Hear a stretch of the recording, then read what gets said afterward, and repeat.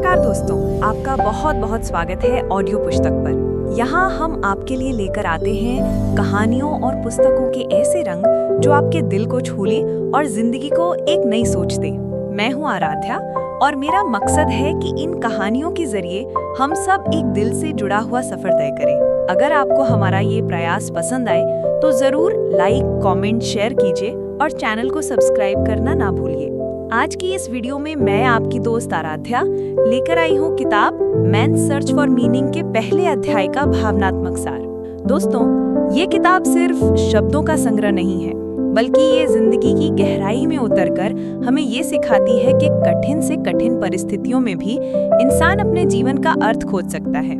पहला अध्याय हमें सीधे उस दर्दनाक सच्चाई की ओर ले जाता है जहां विक्टर फ्रैंकल खुद एक कैदी के रूप में नाजी कंसंट्रेशन कैंप में पहुंचते हैं। सोचिए जरा, जब किसी इंसान से उसकी आजादी, उसका परिवार, उसकी पहचान, यहाँ तक कि उसके कपड़े और उसके बाल तक छीन लिए जाए तो क्या बचता है उसके पास?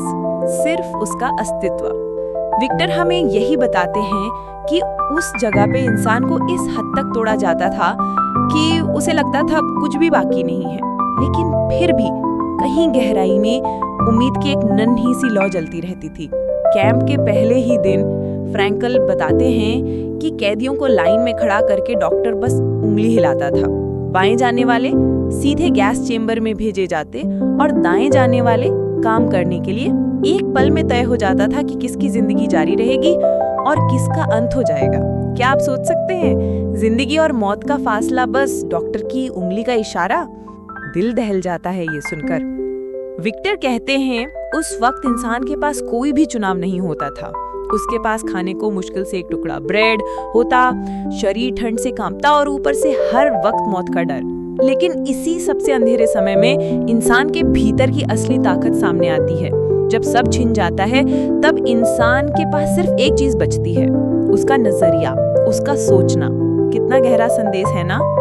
सोचिए, अगर सारी चीजें हमसे छिन जाएं, तो क्या हमारा मनोभाव भी छिन सकता है?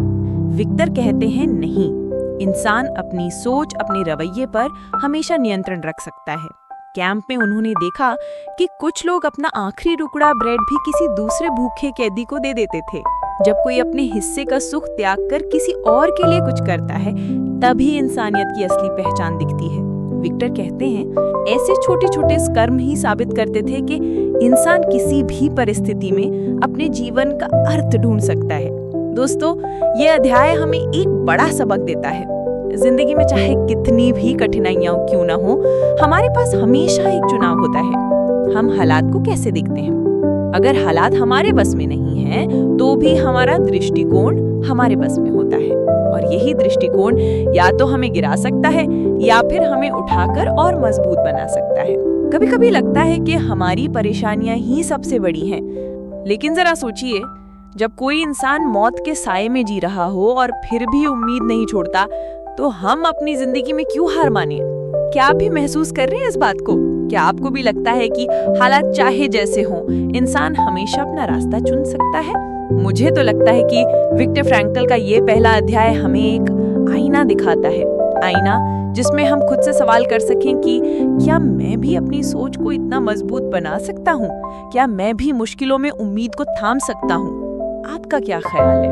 क्या आपने कभी अपनी जिंदगी में ऐसा समय देखा है जब सब कुछ अंधेरा लग रहा था, लेकिन फिर भी आपने अपने नजरिए से रोशनी खोजी? नीचे कमेंट करके जरूर बताइएगा, मुझे आपके अनुभव सुनने का इंतजार रहेगा। तो दोस्तों, यही था पहला अध्याय, एक शुरुआत जहां अंधकार के बीच भी इंसान ने अपने भीतर की रोशनी को खोजा। अगले अध्याय में हम और गहराई से जानेंगे कि विक्टर ने इस दर्दनाक सफर से जीवन का सबसे बड़ा अर्थ क्या निकाला। अब हम बढ़ते हैं आगे मैन्स सर्च फॉर मीनिंग के दूसरे अध्याय की ओर। पहला अध्याय हमें कंसंट्रेशन कैंप की दहलीज तक ले गया था, जहां जिंदगी और मौत के बीच इंसान हर पल झूल रहा था। और अब इस अध्याय में विक्टर फ्रैंकल हमें गहराई से दिखाते हैं कि कैदियों की रोजमर्रा की जिंदगी कैसी थी और इंसान किस तरह से भीतर से टूटता था और फिर भी जीता रहता था। सोचिए, जब कोई इंसान दिन रात अपमान, भूख और दर्द सहता है तो उसका दिल किस हद तक बदल जाता होगा। विक्टर बताते हैं कि शुरू में हर कैदी के दिल में एक ही सवाल होता था कि क्या मैं जिंदा बचूंगा? लेकिन धीरे धीरे ये सवाल दबने लगता था। मौत इतनी आम हो चुकी थी कि इंसान के भीतर का दर्द भी सुन पड़ने लगा था। फ्रैंकल कहते हैं, जब कोई नया कैदी आता था तो शुरू में हर छोटी घटना उसे अंदर तक हिला देती थी। किसी साथी की पिटाई देखना, किसी को गिरते और मरते देखना, या अपने पास वाले को अचानक गायब पाना। लेकिन कुछ ही दिनों में ये सब साधारण लगने लगता था। इंसान का मन जैसे खुद को बचाने के लिए कठोर बना लेता था। क्या आपने भी कभी महसूस किया है कि जब दुख बहुत गहरा हो जाता है तो आंसू भी रुक जाते हैं? कैंप की जिंदगी भूख और थकान से भरी थी। एक कटोरी पतली सी सूप और थोड़ी सी रोटी ही उनका खाना था। शरीर इतना कमजोर हो जाता कि चलना भी मुश्किल होता। लेकिन सबसे बड़ा दर्द भूख का नहीं था, बल्कि अपने प्रियजनों की याद का था। फ्रैंकल कहते हैं, अंधेरे में जब ठंडी हवाएं शरीर को जमा देती, तब इंसान को सबसे ज्यादा अपने घर और अपने परिवार की तस्वीरें याद आती थी। यही यादें उसे थोड़ी देर के लिए जीने की वजह देती थी। उन्होंने गहरी बात कही कि जिसके पास जीने का कोई क्यों है, वो लगभग हर कैसे को सह सकता है। कितना सशक्त विचार है ना। अगर हमें पता हो कि हम किसके लिए जी रहे हैं, तो मुश्किलें हमें हरा नहीं पाती। क्या आप भी सहमत हैं इस बात से? क्या आपको भी लगता है कि आपके जीवन का वो क्यों क्या है? फ्रैंकल बताते हैं कि कैदियों में दो तरह की सोच दिखाई देती थी। कुछ लोग हर दिन टूटते चले गए, हार मान गए और धीरे धीरे उनकी जिंदगी बुझती चली गई। वहीं कुछ लोग चाहे हालात कितने ही बदतर हों, अपने मन में उम्मीद की लौ जलाए रखते। फर्क बस उनके नजरिए में था। ये अध्याय हमें ये सिखाता है कि इंसान का असली संघर्ष सिर्फ हालात से नहीं, बल्कि अपने मन से होता है। बाहर की दुनिया चाहे कितनी ही कठोर हो, लेकिन अगर भीतर उम्मीद और अर्थ की तलाश बाकी है, तो इंसान जिंदा रह सकता है। दोस्तों, जरा सोचिए, हमारी जिंदगी में भी कितनी बार ऐसे हालात आते हैं जब सब कुछ हमारे खिलाफ लगता है। लेकिन अगर हम तब अपने दिल में ये सोच लें कि हमें क्यों डटे रहना है, तो क्या मुश्किलें हमें रोक पाएंगी? शायद नहीं। तो क्या आप भी मानते हैं कि इंसान के पास सबसे बड़ा हथियार उसकी सोच है? नीचे कमेंट में जरूर बताइएगा। मुझे आपकी राय सुनकर बहुत खुशी होगी। ये था दूसरा अध्याय, एक गवाही इस बात की कि दर्द, भूख और अपमान के बीच भी इंसान अपने जीवन का अर्थ खोज सकता है। अगले अध्याय में हम देखेंगे कि विक्टर फ्रैंकल कैसे इस गहरी पीड़ा के बीच भी जीवन को जीने की वजह ढूंढते हैं। अगर ये बातें आपके दिल को छू गईं, तो वीडियो को लाइक करना न भूलें दोस्तों के साथ शेयर करें और चैनल ऑडियो पुस्तक को सब्सक्राइब जरूर करें। अभी हम बढ़ते हैं मैन सर्च फॉर मीनिंग के तीसरे अध्याय की ओर। ये अध्याय और भी गहरा है, क्योंकि यहाँ विक्टर फ्रैंकल हमें दिखाते हैं कि कैसे इंसान सबसे अंधेरे समय में भी रोशनी खोज सकता है, अगर उसके दिल में जीने का एक कारण मौजूद हो। कैंप की जिंदगी अब तक हमें भूख, दर्द और अपमान से भरी लगी थी, लेकिन तीसरे अध्याय में विक्टर हमें बताते हैं कि इंसान का असली सहारा था उसके सपने, उसकी यादें और उसका विश्वास। फ्रैंकल कहते हैं कि जब शरीर टूट जाता है, तब आत्मा ही इंसान को थामती है।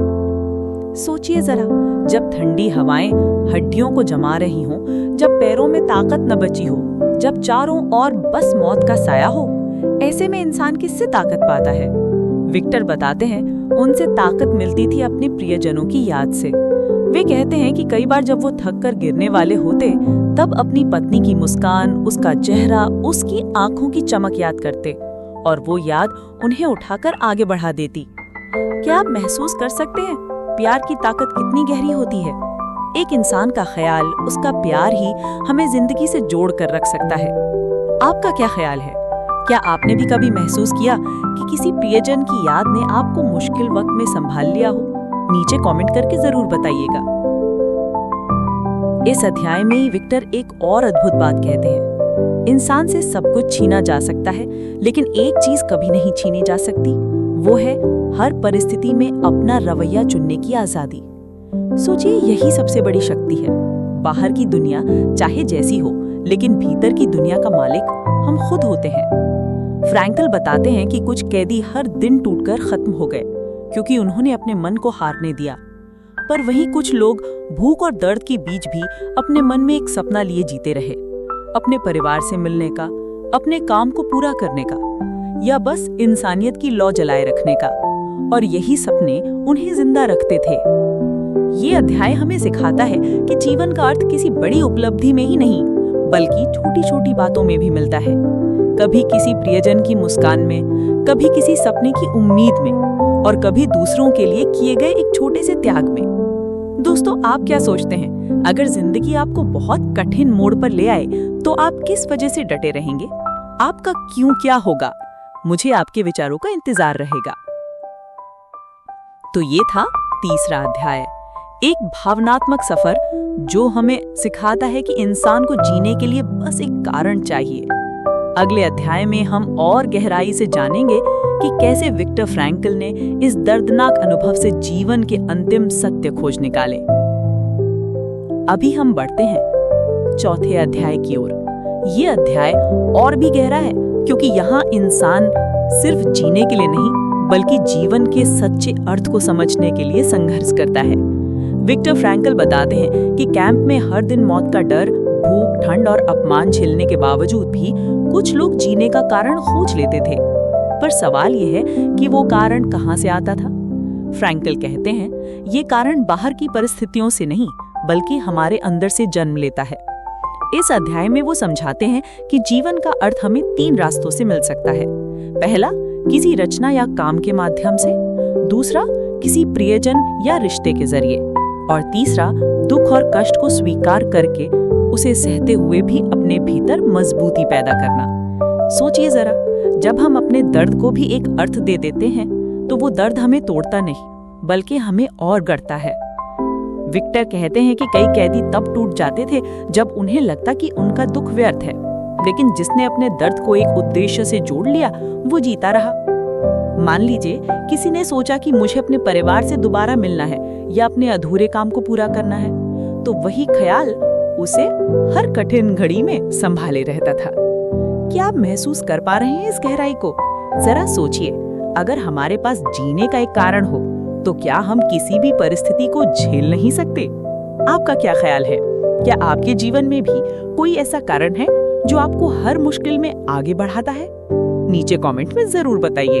फ्रैंकल एक और सुंदर बात कहते हैं, दुख से बचना हमेशा हमारे बस में नहीं होता, लेकिन उस दुख के प्रति हमारा रवैया हमेशा हमारे हाथ में होता है। यही रवैया तय करता है कि हम टूटेंगे या और मजबूत बनेंगे। क्या ये विचार आपको भी उतना ही प्रेरित करता है जितना मुझे कर रहा है? इस अध्याय में वे हमें याद दिलाते हैं कि जिंदगी हर पल हमसे सवाल पूछती है और हमें अपने कर्मों और सोच से उसका उत्तर देना होता है। ये हम पर है कि हम जवाब निराशा से देते हैं या उम्मीद से। दोस्तों, चौथा अध्याय हमें ये सिखाता है कि जीवन का अर्थ कहीं बाहर नहीं छुपा है, बल्कि वह हर पल हमारे चुनावों, हमारे रिश्तों और हमारी दृष्टिकोण में मौजूद है। चाहे हालात कितने भी कठिन क्यों न हो, इंसान अगर अपने दर्द को भी अर्थ दे दे तो वह कभी हार नहीं सकता। तो ये था चौथा अध्याय, जो हमें ये एहसास कराता है कि जिंदगी का सबसे बड़ा सहारा है हमारा क्यों। अगले अध्याय में हम जानेंगे कि विक्टर फ्रैंकल ने इस क्यों को किस तरह दुनिया के सामने एक नए विचार के रूप में रखा है। अभी हम आ गए हैं मैन सर्च फॉर मीनिंग के 5वें अध्याय की ओर। और जैसा कि आपने कहा, मैं आज से अपनी जिंदगी के कुछ अनुभव भी साझा करूंगी ताकि आप और गहराई से जुड़ सकें। इस अध्याय में विक्टर फ्रैंकल हमें ये बताते हैं कि इंसान सिर्फ तब तक जीवित नहीं रहता जब तक वो सांस ले रहा है, बल्कि तब तक रहता है जब तक उसके पास जीने का एक कारण है।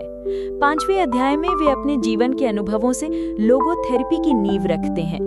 ये विचार कि जीवन का अर्थ हर किसी के लिए अलग अलग हो सकता है और उसी अर्थ को खोजने में ही असली आजादी है।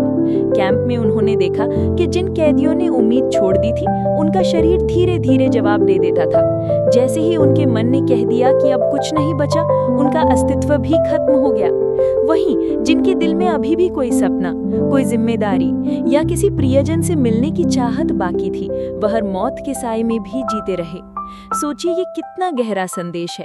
जब हालात हमारे खिलाफ हों, तब भी अगर हम अपने दिल में कोई उद्देश्य थामे रखें तो वह हमें हर कठिनाई से पार कराता है। आपका क्या ख्याल है? क्या आपने भी कभी ऐसा अनुभव किया है जब एक छोटा सा मकसद आपको सबसे कठिन समय से निकाल लाया हो? फ्रैंकल कहते हैं कि जीवन का अर्थ हमें कोई और नहीं देता, ये हमें खुद खोजना होता है और यह हर पल बदल भी सकता है। कभी यह अर्थ किसी प्रियजन में मिलता है, कभी किसी काम या सपने में और कभी कठिनाई सहने की हिम्मत में। क्या आप इस बात से सहमत हैं? इस अध्याय में एक और अद्भुत विचार सामने आता है कि इंसान की सबसे बड़ी स्वतंत्रता उसकी सोच है। बाहर की परिस्थितियां हमसे छीनी जा सकती हैं, लेकिन यह स्वतंत्रता कभी नहीं छीनी जा सकती कि हम उन परिस्थितियों को किस तरह स्वीकार करें। यही बात हमें याद दिलाती है कि असली ताकत हमारे भीतर है, बाहर नहीं। दोस्तों, 5वां अध्याय हमें ये सिखाता है कि जीवन सिर्फ सुख पाने का नाम नहीं है, बल्कि अर्थ खोजने का नाम है। जब हम अपने जीवन को एक गहरी वजह से जोड़ते हैं, तब हम सबसे बड़ी तकलीफों को भी सह जाते हैं। क्या आप भी मानते हैं कि आपके जीवन का कोई ना कोई विशेष अर्थ है? क्या आप उसे खोजने की कोशिश कर रहे हैं? नीचे कमेंट में जरूर बताइएगा, क्योंकि आपकी सोच किसी और को भी प्रेरित कर सकती है। तो ये था 5वां अध्याय, जो हमें जीवन के अर्थ की तलाश और उसकी शक्ति से रूबरू कराता है। अगले अध्याय में हम जानेंगे कि विक्टर फ्रैंकल इस विचार को किस तरह दुनिया के सामने एक नई दिशा के रूप में रखते हैं। अभी हम आ गए हैं मैन सर्च फॉर मीनिंग के 6वें अध्याय में, और जैसे कि आपने कहा, मैं आज से अपनी जिंदगी के कुछ अनुभव भी साझा करूंगी ताकि आप और गहराई से जुड़ सकें। इस अध्याय में विक्टर फ्रैंकल हमें ये बताते हैं कि जीवन हमेशा आसान नहीं होता। बहुत बार हालात हमारे हाथ में नहीं होते, लेकिन फिर भी हम उन्हें जीने का तरीका चुन सकते हैं। वे कहते हैं, सबसे बड़ी ताकत यही है कि इंसान अपने नजरिए पर नियंत्रण रख सकता है।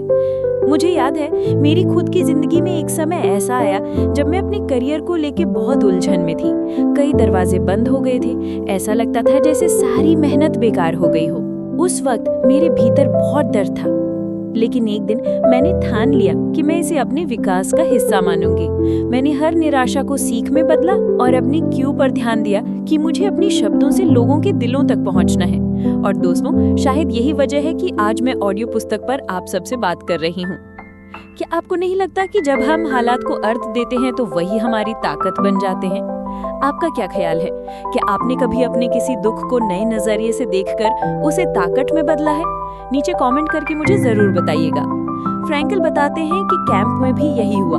कुछ लोग दर्द और तकलीफ में टूट गए, लेकिन कुछ ने उस दर्द को सहते हुए एक नया अर्थ खोजा। जैसे किसी ने सोचा कि मुझे अपने प्रियजन से दोबारा मिलना है, किसी ने कहा कि मुझे दुनिया को ये कहानी सुनानी है, और वही सोच उनके लिए जीवन की डोर बन गई।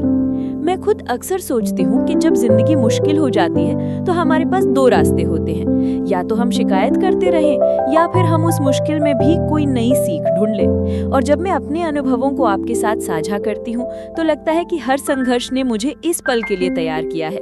ये अध्याय हमें यही सिखाता है कि हम दुख को मिटा नहीं सकते, लेकिन हम उसे एक अर्थ दे सकते हैं। और जब हम ऐसा करते हैं तो दुख हमें तोड़ता नहीं, बल्कि हमें और गढ़ता है। दोस्तों, क्या आप भी मानते हैं कि आपकी जिंदगी के हर अनुभव, चाहे अच्छे हो या बुरे, ने आपको आज यहाँ तक पहुँचाने में मदद की है? अगर हाँ, तो मैं चाहती हूँ कि आप नीचे कमेंट में अपनी कहानी भी साझा करें। यकीन मानिए, आपकी बात किसी और को बहुत हिम्मत दे सकती है। तो ये था 6वां अध्याय, जिसने हमें सिखाया कि हर दर्द अपने भीतर एक नया अर्थ छुपाए होता है।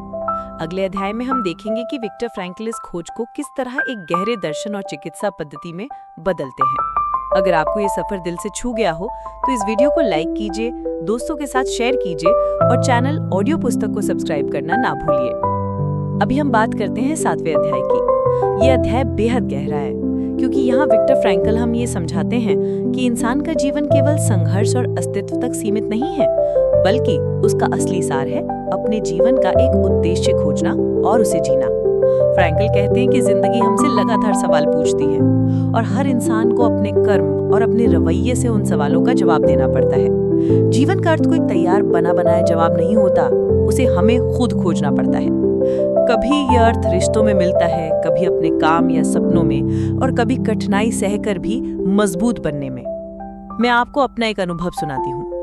कुछ साल पहले मैंने अपनी एक करीबी दोस्त को खो दिया।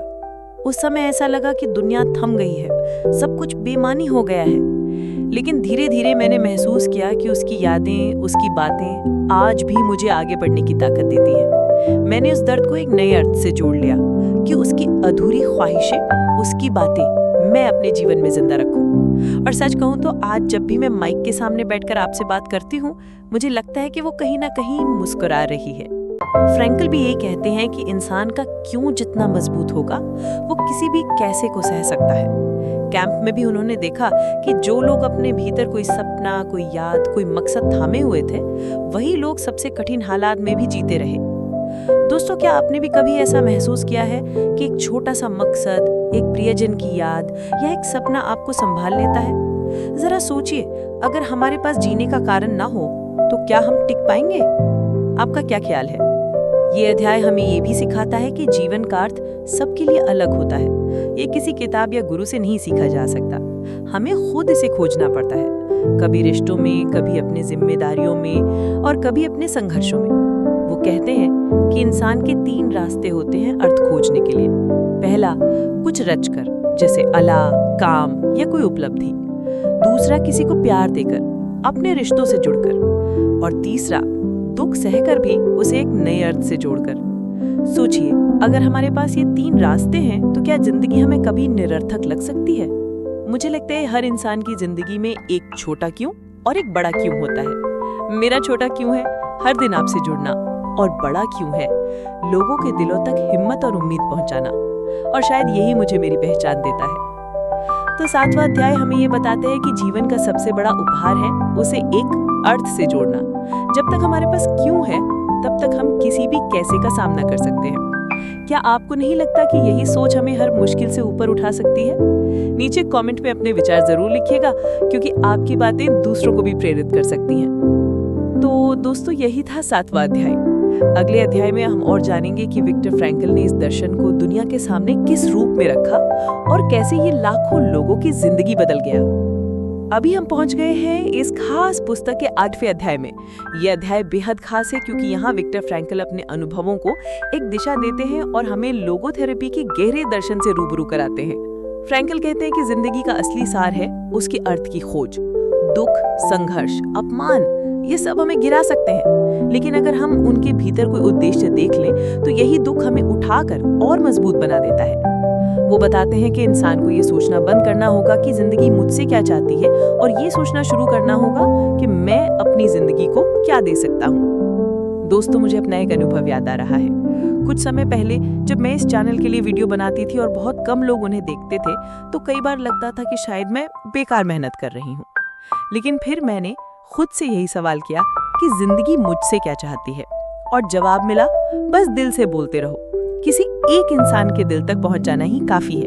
और सच मानिए, उसी सोच ने मुझे रुकने नहीं दिया। धीरे धीरे लोग जुड़ते गए और आज आप सब मेरे साथ हैं।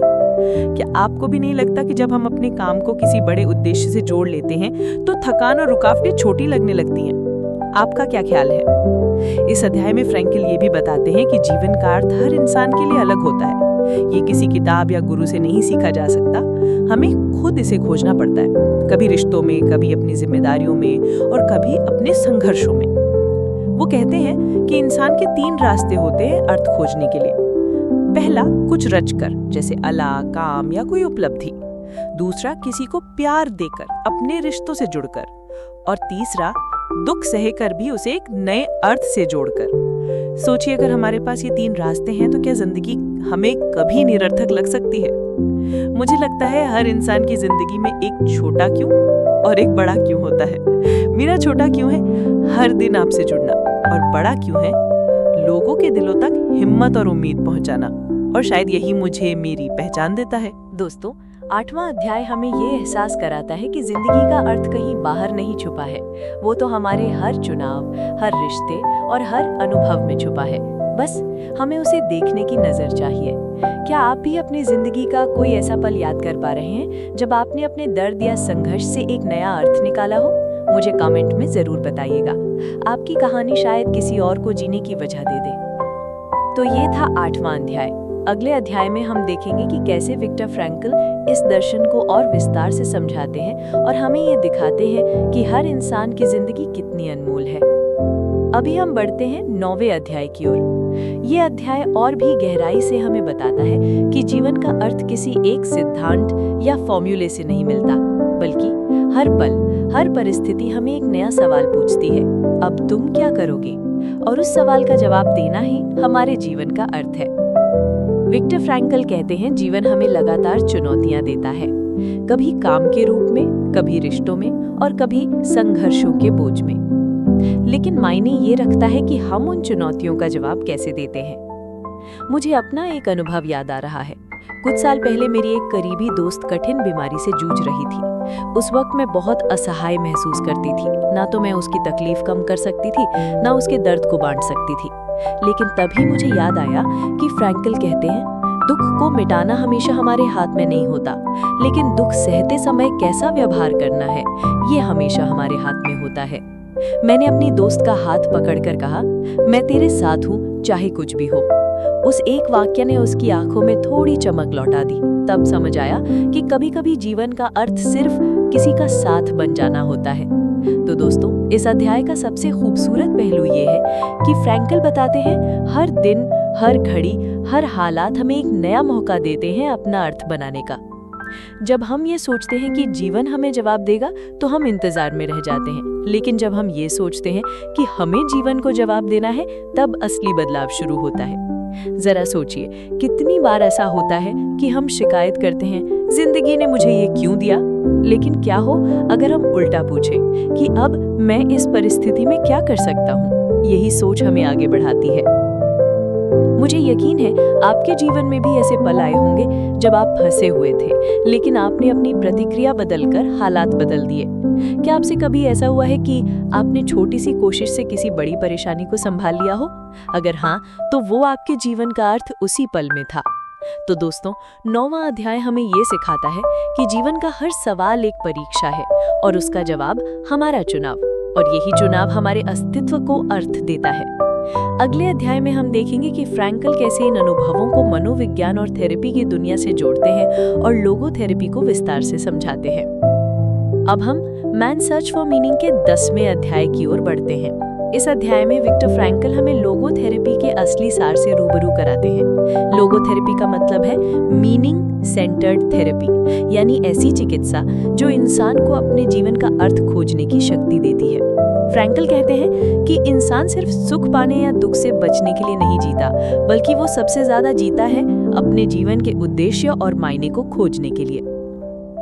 सोचिए, कितनी बार हमने खुद से पूछा है, मैं ये सब क्यों कर रहा हूँ, या मेरी जिंदगी का असली मकसद क्या है।